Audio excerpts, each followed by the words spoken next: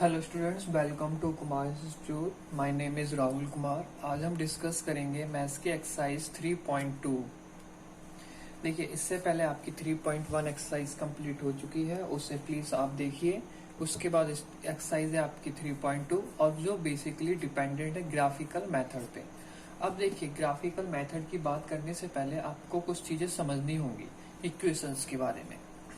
पहले इक्वेशंस का क्लासिक देखिए, इस एक्सरसाइज के लिए कुछ थ्योरी है, तो बच्चों आपको उस थ्योरी को पहले समझना होगा, देन आपको समझ में आएगा graphical method, algebraic method, elimination method, substitution, cross multiplication, ये सब होते क्या है। पहले बात करते हैं हम इक्वेशंस की। तो यहाँ पे जो इक्वेशंस होंगी आपकी, देखिए आपको ये तो क्लियर था 3.1 में, दोबारा से क्लियर कर देते हैं कि यहाँ पे बात कर रहे हैं हम लीनियर इक्वेशंस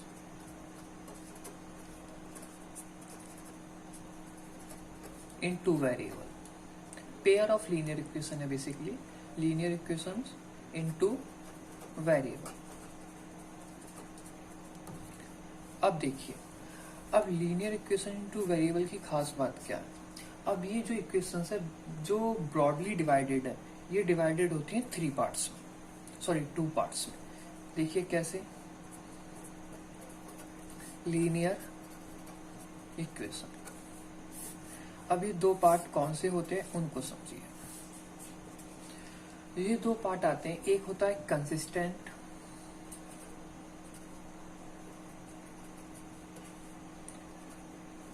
कंसिस्टेंट सिस्टम या इक्वेशंस, एक आता है आपका इनकंसिस्टेंट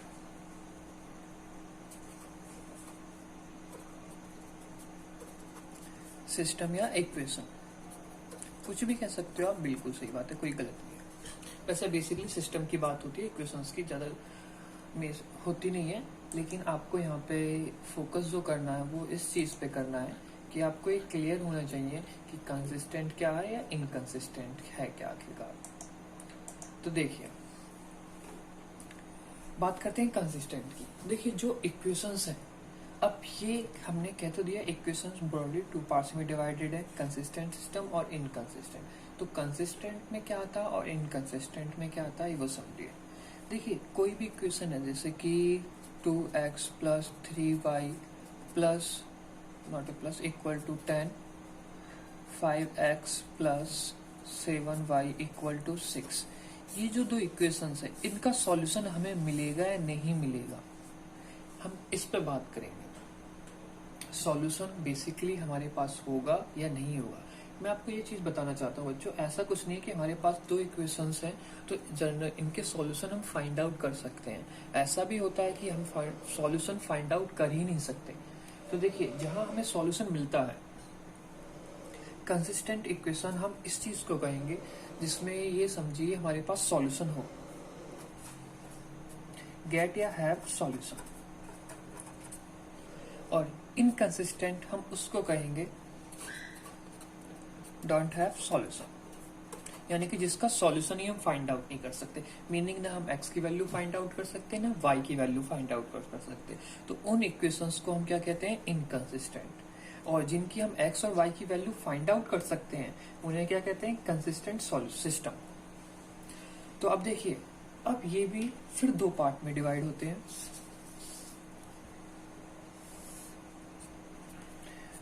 अब जरा आप थोड़ी सी समझने की कोशिश करिएगा कि ऐसी कौन सी इक्वेशंस हो सकती हैं जिनका हम सॉल्यूशन फाइंड आउट नहीं कर सकते। तो देखिए, मैं आपको बताता हूँ। सपोज एक लाइन गई, दिस इज L1 इक्वेशन है, और एक सेकंड लाइन गई, दिस इज L2, और सपोज ये दोनों लाइंस क्या है, पैरेलल। तो बताइए, क्या कहीं इंटरसेक्ट करेंगी ये लाइन? बिल्कुल नहीं करेगी। अगर ये लाइन इंटरसेक्ट नहीं करती है तो इसका मतलब है कि इनका सॉल्यूशन नहीं होगा, they don't have a solutions. ठीक, यानी कि x और y की वैल्यू हम फाइंड आउट नहीं कर सकते। तो आपको ये तो समझ में आ गया होगा कि इनकंसिस्टेंट में जो हमारी इक्वेशंस होंगी वो कैसी, सॉरी इक्वेशंस जो होंगी वो कैसी होंगी, पैरेलल इक्वेशंस। तो इसका मतलब क्या है, इनकंसिस्टेंट। अब इस चीज को समझिए, हैव या गेट सॉल्यूशन, मीनिंग जिनका हमारे पास सॉल्यूशन हो। तो इसमें सॉल्यूशन की 2 बात आती है, मतलब only one solution and many solution.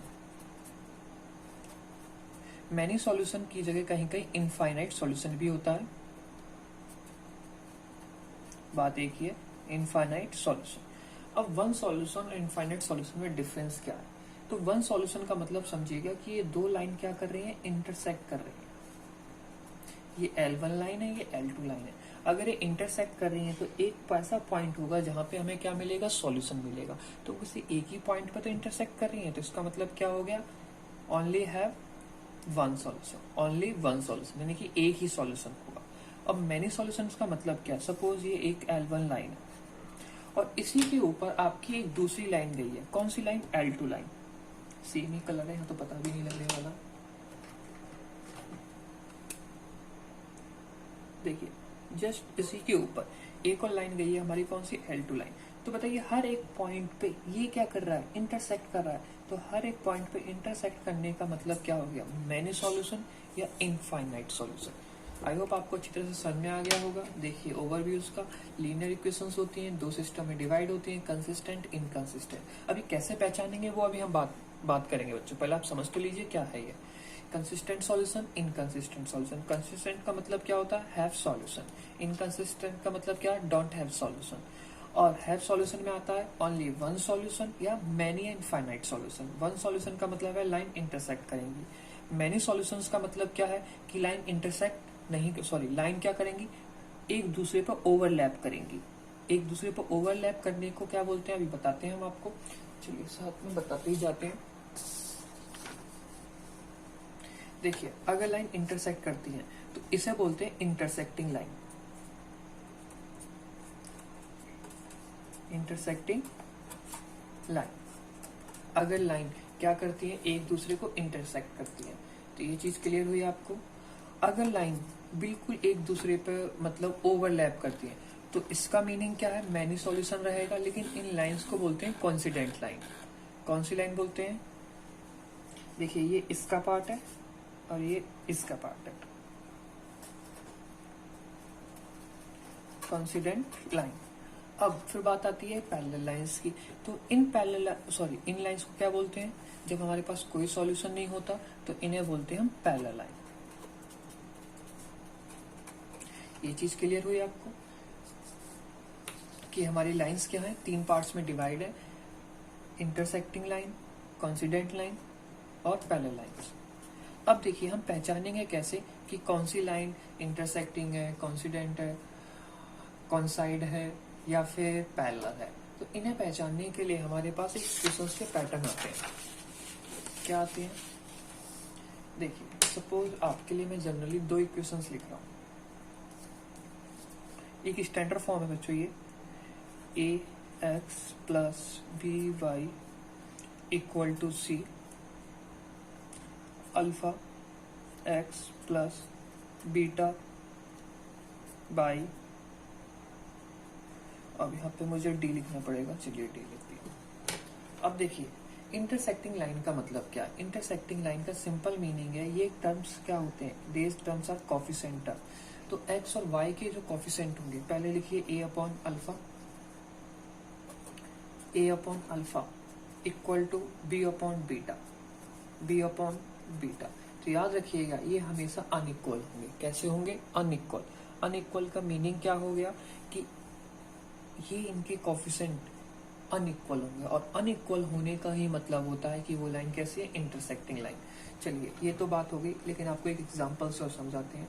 Suppose x minus 2y equal to 0, 3x plus 4y equal to 20। तो देखिए इसका कोफिशिएंट क्या है, 1 अपॉन 3। इसका कोफिशिएंट क्या है, -2 अपॉन 4। तो बताइए दोनों इक्वल है, नहीं है। तो ये दोनों इक्वल नहीं है तो मतलब क्या हो गया, क्रॉस हो गया, यानी कि अनइक्वल का साइन होता है। और ये लाइन कैसी होंगी, इंटरसेक्टिंग लाइन। अगर ये इक्वल होता तो क्या कहते, उसकी बात अभी बाद में करेंगे बच्चों। हम पहले ही बात क्या कर रहे हैं, अनइक्वल। अगर अनइक्वल होता है तो ये लाइन कैसी रहेंगी, इंटरसेक्ट करेंगी। सपोज ये इक्वेशन फर्स्ट है और ये इक्वेशन सेकंड है, तो ये इक्वेशन फर्स्ट और ये इक्वेशन सेकंड, इस तरह से रहेगा। अब बात करते हैं कोइंसाइड की। अब देखिए सपोज गलती से भी क्या हो जाए कि आपका पहला टर्म क्या हो जाए, इक्वल हो जाए। मीनिंग क्या है, मीनिंग ये इसका alpha a upon alpha b upon beta क्या हो जाए, इक्वल हो जाए। a upon alpha equal to b upon beta. ये इक्वल हो गया। और याद रखिए यही टर्म इसमें भी इक्वल होगा, ये दोनों में इक्वल होता है। A upon alpha equal to b upon, sorry ये बी था ऊपर का, बी अपॉन बीटा। देखिए अनइक्वल होता है तो हम सीधे सीधे किसकी बात कह देंगे, ये इंटरसेक्टिंग लाइन है। अगर इक्वल होते हैं तो ये कॉन्साइड भी हो सकती है और पैरेलल लाइंस भी हो सकती है। अब कॉन्साइड लाइन हो सकती है तो अब ये समझिए कि तो हम आइडेंटिफाई कैसे करें कि पैरेलल होगी या नहीं होगी। तो ये बात जाएगी आपके सी और डी पे। किस पे जाएगी, सी और डी पे। तो सी और डी का मीनिंग क्या है, तो देखिए अगर सी अपॉन डी, इसमें भी लिखा मैंने सी अपॉन डी इक्वल, अगर ये इक्वल होते हैं तो ये कॉन्साइड होगा और ये अनइक्वल होते हैं तो ये पैरेलल लाइंस होगी। यानी कि सब कुछ सेम है तो कौन सी लाइन है, कॉन्साइड लाइन। अगर ये थर्ड टर्म अनइक्वल है तो कौन सी लाइन है, पैरेलल लाइन। अब देखिए इसे एग्जांपल से देखिए, पहले कॉन्साइड की बात कर लेते हैं। 2x plus 3y equal to 9, 4x plus 6y equal to 18। तो देखिए ये क्या हो गया, 2/4, ये क्या हो गया 3/6, और ये क्या हो गया 9/18। तो ये बताइए, ये इन टर्म्स को पहले आप सॉल्व करके लिखिए इजी से इजी पैटर्न में। इसे क्या लिख सकते हो 1/2, इसे क्या लिख सकते हो 1/2, और इसे भी क्या लिख सकते हो सॉल्व करके 1/2। तो ये तो तीनों ही इक्वल है। देखिए बच्चे ऐसे बिल्कुल क्रॉस से कैंसिल कर सकते हो आप, जो कैंसिल हो, लेकिन ये नहीं कि क्रॉस में करेगा कुछ भी। सिंपल फ्रैक्शन को सिंपल पैटर्न में लिखा गया। तो ये सारे ही टर्म क्या है 1/2, 1/2, और सारे टर्म्स इक्वल किस में होते हैं, कॉन्सिडेंट में, यानी कॉन्साइड में, यानी कि जो एक दूसरे पर ओवरलैप करते हैं। तो इसका मतलब क्या, पहली लाइन अगर ये L1 है तो दूसरी लाइन जस्ट इसके ऊपर जाएगी L2, और इसका मतलब क्या होता था, मैनी सॉल्यूशन। अब पैरेलल लाइंस की बात और कर लेते हैं। तो इसमें क्या होता है, एक एग्जांपल लेते हैं, x plus 2y equal to 4 and 2x plus 4y equal to 12। तो देखिए 1/2 और ये हो गया 2/4, ये हो गया 4/12। इसे सॉल्व करके तो 1/2 रहेगा, इसे सॉल्व करके 1/2, इसे सॉल्व करके 1/3। तो देखिए ये दोनों तो इक्वल है, क्या ये इक्वल है, नहीं। देखिए पहले दो पार्ट तो सब में इन दोनों में इक्वल होंगे। मीनिंग बात बताएगा आपको कौन सा वाला पार्ट, ये थर्ड वाला पार्ट। अगर थर्ड वाला पार्ट इक्वल है तो कॉन्साइड है, और थर्ड वाला पार्ट इक्वल नहीं है तो क्या है, पैरेलल लाइंस है। देखिए काफी मेन है ये इंट्रो, क्योंकि पूरी का पूरा चैप्टर इसी पॉइंट पे डिपेंड है। तो आपको क्वेश्चंस करने से पहले अच्छी तरह से चीजें समझनी होंगी। तो ये कौन सा आ गया, पैरेलल लाइंस। तो पैरेलल लाइंस का मतलब क्या हो गया, पैरेलल लाइंस का मीनिंग ये हो गया, एक लाइन L1 है तो एक लाइन L2, यानी कि इनके बीच का परपेंडिकुलर डिस्टेंस कैसा रहता है, इक्वल रहता है। ये कभी इंटरसेक्ट करेंगी ही नहीं। तो इसका मतलब हम क्या समझते हैं कि नो सॉल्यूशन। अब आप ये कह सकते हो कि हमने इसमें थर्ड पार्ट तो चेक नहीं करा। तो बच्चों थर्ड पार्ट चेक करने की जरूरत ही नहीं है, जैसे कि C/D को चेक करने की कोई रिक्वायरमेंट ही नहीं है। क्यों रिक्वायरमेंट नहीं है, कि पहला ही पार्ट अनइक्वल हो गया। अगर पहला ही अनइक्वल हो जाए तो इन दो पे जाइए ही मत। तो डायरेक्ट क्या कह दीजिए, वो इंटरसेक्ट है। और पहला इक्वल होने के बाद दूसरा चेक करिए, इक्वल हो जाए तो कॉन्साइड है, यानी कि सब इक्वल है, और इक्वल ना हो तो वो फिर पैरेलल है। आई होप आपको अच्छी तरह से समझ में आ गया होगा। अब स्टार्ट करते हैं इसके क्वेश्चंस को। ये क्वेश्चन स्टार्ट होते हैं 3.2 एक्सरसाइज से। अब समझिएगा कुछ और इस एक्सरसाइज में। अब यहाँ से आपकी एक्सरसाइज होती है, लेकिन इस एक्सरसाइज के क्वेश्चंस को हम कराएंगे आपको दो पार्ट्स में, यानी कि पार्ट 1 एंड पार्ट 2 में। तो पार्ट 1 में जो हम क्वेश्चंस कराएंगे आपको, सेकंड क्वेश्चन, थर्ड क्वेश्चन, और कौन से क्वेश्चन, सेकंड, थर्ड, और उसके बाद के जो क्वेश्चंस बचे हैं, यानी कि 1, 4, 5, 6, कितने क्वेश्चंस है इसमें, 7 क्वेश्चंस तक। और ये सारे क्वेश्चंस होंगे आपके पार्ट 2 में। तो अभी पार्ट 1 की बात कर रहे हैं। ये कौन सा लेक्चर है, 3.2 का पार्ट 1। तो हम इसमें बात करेंगे सिर्फ क्वेश्चन नंबर 2 की और क्वेश्चन नंबर 3 की, क्योंकि इसमें चाहिए होंगे आपको ग्राफ्स की बात। तो ग्राफ्स के लिए नेक्स्ट पार्ट में ही, नेक्स्ट, क्योंकि ग्राफ्स आपको थोड़ा ज्यादा मेनली समझाना होगा, तो उसका जो लेक्चर आएगा वो नेक्स्ट पार्ट में ही आएगा। तो चलिए इनको स्टार्ट करते हैं। अब क्वेश्चन नंबर 2 में देखिए, क्वेश्चन नंबर 2 में साफ कहा गया है on comparing ratio comparing ratio मतलब देखिए क्या बोला गया क्वेश्चन नंबर 2 में, कंपेयरिंग रेशियो A1 अपॉन, देखिए मैंने क्या लिखा था, A अपॉन अल्फा लिखा था, इसने A1 अपॉन A2 लिख दिया, कोई बात नहीं, मीनिंग वही है, B1 अपॉन B2 लिख दिया है, एंड C1 अपॉन C2। और क्या चेक करना है, find with the line are intersecting parallel and coincident, यानी कि लाइंस आपकी कैसी हैं। तो देखिए पहले क्वेश्चंस को लेते हैं। पहले क्वेश्चंस में क्या है, 5x minus 4y plus 8 equal to 0, 7y plus 6y minus 9 equal to 0। तो A1 अपॉन A2 का मतलब क्या है, ये कॉफिशेंट एंड ये, सॉरी ये x है, तो x का x कॉफिशेंट और y के y coefficient and C and C2। तो देखिए ये क्या हो गया 5 अपॉन 7, ये क्या हो गया माइनस विथ साइन रखना होगा। अब देखिए, अब आपको इसे हल्का सा सॉल्व कर दीजिए, तो 5 अपॉन 7 ही रहेगा, ये कितना हो गया माइनस 2 अपॉन 3। पहली चीज तो सॉल्व करने की जरूरत भी नहीं थी, क्योंकि एक पॉजिटिव का एक नेगेटिव का, तो आप डायरेक्टली कह सकते हो कि नॉट इक्वल है। और नॉट इक्वल कहने के साथ ही कैसा आ गया, ये लाइंस कैसी हैं, इंटरसेक्टिंग लाइन। कैसी लाइन है ये, इंटरसेक्टिंग लाइन। तो आपको ज्यादा चेक करने की जरूरत ही नहीं, अगर एक नेगेटिव एक पॉजिटिव तो डेफिनेटली अनइक्वल होंगे। तो सेकंड क्वेश्चन को भी देखिए, 9x plus 3y plus 12 equal to 0 and 18x plus 6y plus 24 equal to 0। तो इसमें 9 अपॉन 18 लिया हमने, 3 अपॉन 6 लिया एंड 12 अपॉन 24 लिया।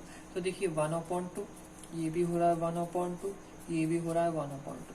तो देखिए यहाँ पे क्या हो रहा है, तीनों पार्ट इक्वल है। अब तीनों पार्ट इक्वल का मतलब क्या हो गया, कॉन्साइड यानी कि कोइंसिडेंट, यानी कि एक के ऊपर एक लाइन जाएगी। इंटरसेक्टिंग में क्या था, इस तरह से लाइनें होंगी, यानी कि इंटरसेक्ट और कोइंसाइड का इस तीनों इक्वल होने का मीनिंग क्या था, कोइंसिडेंट, तो यानी कि एक के ऊपर एक लाइन। इसका मतलब क्या होता है, मैनी सॉल्यूशन। और इसका मतलब इंटरसेक्टिंग का मतलब क्या होता है, वन सॉल्यूशन। तो देखिए अब आते हैं क्वेश्चन नंबर 2 के ही थर्ड पे।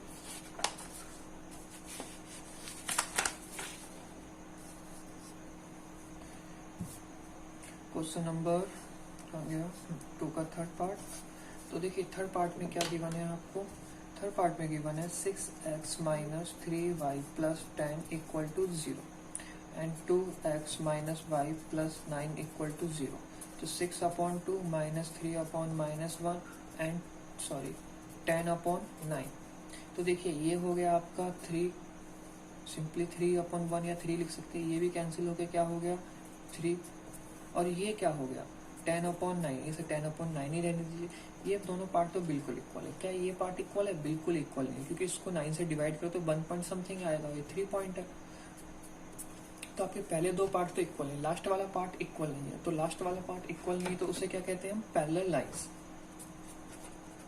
कौन सी लाइंस है ये, पैरेलल लाइंस। और पैरेलल लाइंस का मतलब क्या होता है, नो सॉल्यूशन। आई होप आपको अच्छी तरह से क्लियर हो गया हुआ इंटरसेक्टिंग लाइन, इन सब सारी चीजों के बारे में। तो उसके बाद बात करते हैं क्वेश्चन नंबर 3 की तरफ। देखिए थर्ड में क्या है, थर्ड में सेम यही बात करी गई है बच्चों, लेकिन अब यहाँ पे ये नहीं पूछा गया कि इंटरसेक्टिंग है कि कोइंसिडेंट है या पैरेलल है। क्वेश्चन नंबर 3 में देखिए ऑन कंपेयरिंग रेशियो, सेम वही पैटर्न है, सब कुछ लिखा हुआ, बस यहाँ पे आपको बताना है कंसिस्टेंट है या फिर इनकंसिस्टेंट है। अब देखिए कंसिस्टेंट का मतलब क्या था और इनकंसिस्टेंट का मतलब क्या था। इनकंसिस्टेंट का मतलब था नो सॉल्यूशन, और नो सॉल्यूशन का मतलब क्या होता है, A1 upon A2 equal to B1 upon B2 and not equal to C1 upon C2। और कंसिस्टेंट का मतलब क्या होता है, वन सॉल्यूशन या फिर मैनी सॉल्यूशन। और वन सॉल्यूशन का मतलब होता है A1 upon A2 equal not equal to B1 upon B2। और मैनी सॉल्यूशन का मतलब क्या होता है, A1 upon A2 equal to B1 upon B2 equal to C1 upon C2। तो याद रखिए अगर मैनी सॉल्यूशन और वन सॉल्यूशन की बात आती है तो वो कंसिस्टेंट है, और पैरेलल्स की बात आती है तो नो सॉल्यूशन की बात आती है तो वो क्या है, इनकंसिस्टेंट है। ये थोड़ा सा इंट्रो दोबारा से बता दिया आपको। अब क्वेश्चंस की तरफ बढ़ते हैं। क्वेश्चन नंबर फर्स्ट की बात करते हैं। 3x + 2y = 5, 2x - 3y = 7। तो देखिए ये 3/2 हो गया और ये हो गया -2/3। देखिए माइनस ऊपर नीचे लेकिन कोई फर्क नहीं पड़ता, लेकिन एक चीज माइनस रहेगी, और ये हो गया 5/7। सॉरी। अब देखिए हमें ये चीज चेक करने की जरूरत ही नहीं है, एक पॉजिटिव है एक नेगेटिव है, तो हम यही साफ कह सकते हैं कि अनइक्वल है। और अनइक्वल किस में आ रहा है आपका? कंसिस्टेंट में। तो ये इक्वेशंस कैसी हैं? कंसिस्टेंट है। तो इक्वेशन सेकंड की तरफ बढ़ते हैं। 2x - 3y = 8 और है 4x - 6y = 9। तो देखिए 2/4 हो गया, ये -3/6 हो गया, ये 8/9 हो गया। तो अगर हम इसको सॉल्व करते हैं तो 1/2, इसका भी क्या आएगा 1/2, और ये आएगा 8/9। तो देखिए ये तो इक्वल है। क्या इक्वल है? बिल्कुल नहीं है, क्योंकि 8/16 होता जब भी तो बराबर होता, यहाँ तो 9 है, तो ये अनइक्वल। और आपको क्या बताया था कि अगर ऐसा हो जाए तो देखिए किस में आ रहा है? नो सॉल्यूशन में आ रहा है, क्योंकि ये पैरेलल लाइंस होती हैं, और पैरेलल लाइंस होती हैं तो कौन क्या कहेंगे इसे हम? इनकंसिस्टेंट।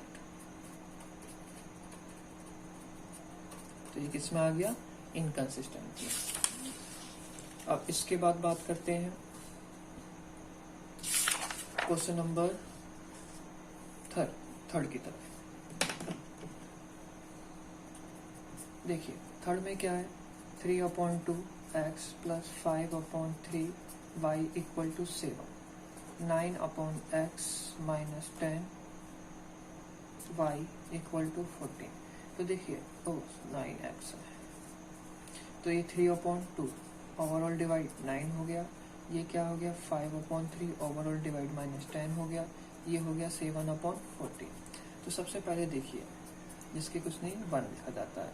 तो ये अगर आप सॉल्व करके किस तरह आपको इजी वे में दिखाया जाए, आपको बच्चे ये वैसे आता होगा। देखिए इसके बहुत सारे तरीके हो जाते हैं, मैं आपको सोचने में पड़ गया कि कौन सा इजी वाला आपको पैटर्न बताया जाए। देखिए इसे जस्ट रिवर्स करके भी आप लिख सकते हो, यानी कि ये डिवाइड, देखिए आप चलिए सिंपल बोलते हैं, कुछ नहीं, इसका मल्टीप्लाई इससे, इसका मल्टीप्लाई इससे, यही करते हैं। 3 × 1 3 रहेगा अपॉन 2 × 9, इसमें क्या हो गया 5, एंड 3 × -10, तो 10 माइनस का साइन आगे लिख दिया, ये 7/14 हो गया। तो ये देखिए ये कितना हो गया 1 और 3, तो 1/6, और ये देखिए 1 और ये कितने में गया 2 में, तो 1/-6। इसको चेक करने की जरूरत ही नहीं है, क्या ये दोनों टर्म इक्वल है? नो। तो यहीं पर लिख सकते हैं हम। ये कौन सी इक्वेशन आ गई आपको पता है, अगर पहले ही टर्म नॉट इक्वल तो किस्मत बात आ गई है कंसिस्टेंट में।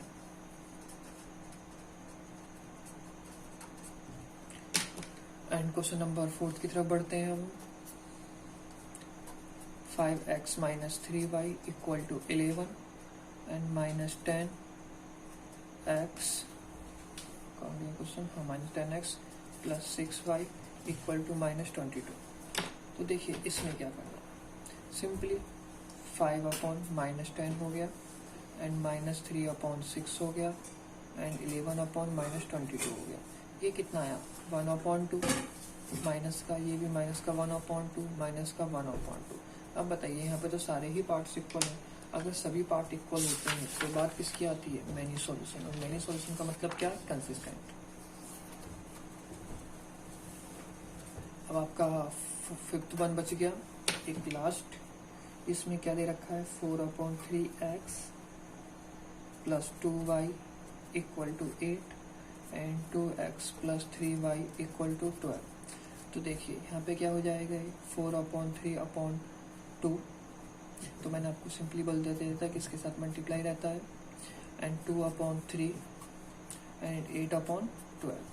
तो देखिए ये 1 ये 2, तो ये क्या हो गया 2/3, ये भी क्या हो गया 2/3, और देखिए इसे अगर आप कैंसिल आउट करते हो तो 4 से 2 एंड 3, तो इसमें भी क्या है सभी पार्ट इक्वल है, और सभी पार्ट इक्वल है तो क्या हो गया कंसिस्टेंट। तो देखिए ये पार्ट 1 के क्वेश्चंस थे। अब देखिए पार्ट 2 में जो हम क्वेश्चंस कराएंगे वो कराएंगे फर्स्ट और फिफ्थ सिक्स, आई थिंक इसमें 7 क्वेश्चन है, हाँ 7। तो पार्ट 2 जो वीडियो आएगा, लेक्चर आएगा इसका, उसमें क्या रहेंगे 1 से 7 तक के क्वेश्चंस रहेंगे, लेकिन 2 और 3 क्वेश्चंस ऑलरेडी अभी हमने आपको यहाँ पार्ट 1 में करा दिए। थैंक यू सो मच, ध्यान रखिए अपना और पढ़ते रहिए।